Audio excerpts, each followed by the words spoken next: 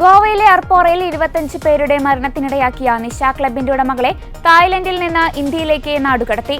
ബർച്ച് by Romeo Lion Club ഉടമകളായ സൗരഭ് ലൂത്ര, ഗൗരവ് ലൂത്ര എന്നീ സഹോദരങ്ങളെയാണ് നാടുകടത്തിയത്.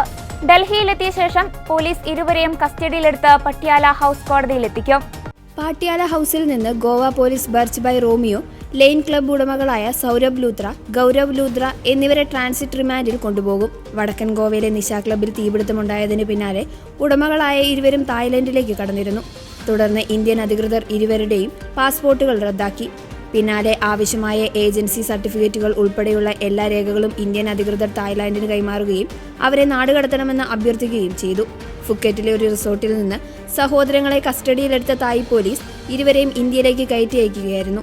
ശരിയായ സുരക്ഷാ അനുമതികളില്ലാതെ ക്ലബ്ബ് നടത്തിയെന്ന ആരോപണങ്ങളിൽ നടപടി നേരിടാനാണ് ലൂത്ര സഹോദരങ്ങളെ ഇന്ത്യയിലെത്തിക്കുന്നത്. ഡിസംബർ 6-നുണ്ടായ തീപിടുത്തത്തിൽ 25 പേർ വെന്തു മരിച്ചിരുന്നു. പ്രദേശത്ത് രക്ഷാപ്രവർത്തനം സജീവമായി നടക്കുമ്പോഴാണ് ഇരുവരും തായ്ലാൻഡിലേക്ക് രക്ഷപ്പെട്ടത്. ശരിയായ മുൻകരുതലെടുക്കാതെയും അഗ്നിസുരക്ഷാ ഉപകരണങ്ങളോ മറ്റു സുരക്ഷാ നടപടികളോ പാലിക്കാതെയും ക്ലബ്ബിൽ ആഘോഷ പരിപാടികൾ നടത്തിയെന്നാണ് എഫ്ഐആറിലുള്ളത്.